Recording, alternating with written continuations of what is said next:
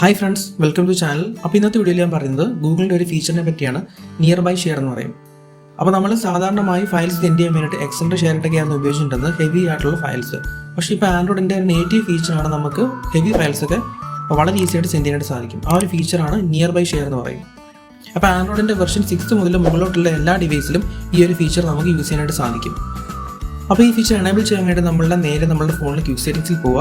Quick സെറ്റിംഗ്സിൽ പോകുമ്പോൾ കാണാനായിട്ട് സാധിക്കത്തില്ല. അപ്പോൾ നമ്മൾ ക്വിക്ക് സെറ്റിംഗ്സ് നേരെ എഡിറ്റ് ചെയ്യുന്നതിന് താഴെയായിട്ട് നമുക്ക് നിയർ ബൈ ഷെയർ എന്നുള്ള ഫീച്ചർ കാണാനായിട്ട് സാധിക്കും.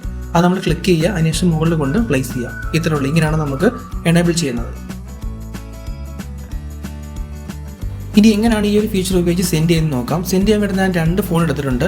അപ്പോൾ ഏത് ഫോണിലാണോ റിസീവ് ചെയ്യേണ്ടത് ആ ഫോണിൽ നമ്മൾ ഈ ഒരു ഫീച്ചർ എനേബിൾ ചെയ്യേണ്ടത്. എനേബിൾ ചെയ്യുമ്പോൾ നമ്മളിത് വൈഫൈ, ബ്ലൂടൂത്ത്, അതുപോലെ ലൊക്കേഷനൊക്കെ എനേബിൾ ചെയ്യാനായിട്ട് ആവശ്യപ്പെടും. ഇതെല്ലാം എനേബിൾ ചെയ്യാം. ഓക്കെ, അപ്പോൾ നമുക്ക് ആ ഒരു ഡിവൈസിൽ ആ ഒരു ഫീച്ചർ എനേബിളായി നിൽക്കും. പിന്നെ ഏത് ഡിവൈസിൽ നിന്നാണോ സെൻഡ് ചെയ്യേണ്ടത് ആ ഡിവൈസിൽ നമ്മൾ ഏത് ഫയലാണോ സെൻഡ് ചെയ്യുന്നത് ആ ഫയൽ ചൂസ് ചെയ്തതിന് ശേഷം ഷെയർ കൊടുത്തു കഴിഞ്ഞാൽ നമുക്ക് താഴെയായിട്ട് ഗൂഗിളിൻ്റെ ഷെയർ കാർഡ് കാണിക്കും. ഷെയർ കാർഡിനകത്ത് നമുക്ക് നിയർ ബൈ ഷെയർ എന്നൊരു ഫീച്ചർ കാണാനായിട്ട് സാധിക്കും. അത് ക്ലിക്ക് ചെയ്ത് കഴിഞ്ഞാൽ ഈ പറയുന്ന പോലെ നമുക്ക് വൈഫൈ, ബ്ലൂടൂത്ത് ഒക്കെ എനേബിൾ ചെയ്യാനായിട്ട് പറയും. അത് എനേബിൾ ചെയ്ത് കൊടുക്കുക. എനേബിൾ ചെയ്ത് കൊടുക്കുമ്പം നമ്മളുടെ ഡിവൈസ് ഇവിടെ കാണാനായിട്ട് സാധിക്കും.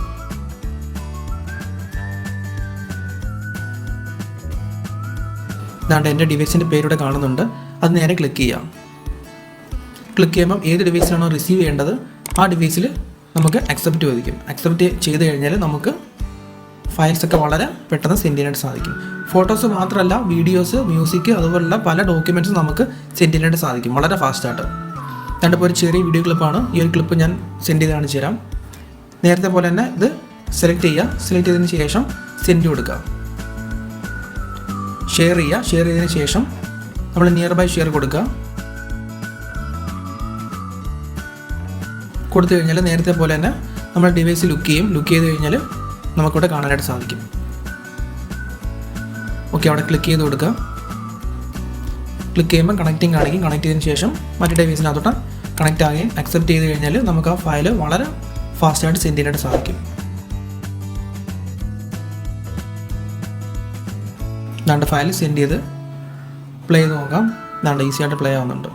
നമുക്ക് ഹെവി ആയിട്ടുള്ള ഏത് ഫയൽസും സെൻഡ് ചെയ്യാനായിട്ട് സാധിക്കും വളരെ ഈസി ആയിട്ട്. ഈ ചെറിയൊരു വീഡിയോ നിങ്ങൾക്ക് ഇഷ്ടപ്പെട്ടെങ്കിൽ തീർച്ചയായും ലൈക്ക് ചെയ്യുക. അതുപോലെ നിങ്ങളുടെ ഫ്രണ്ട്സിനൊക്കെ ഷെയർ ചെയ്യുക. കൂടുതൽ വീഡിയോസിനായി ഈ ചാനൽ സബ്സ്ക്രൈബ് ചെയ്യുക.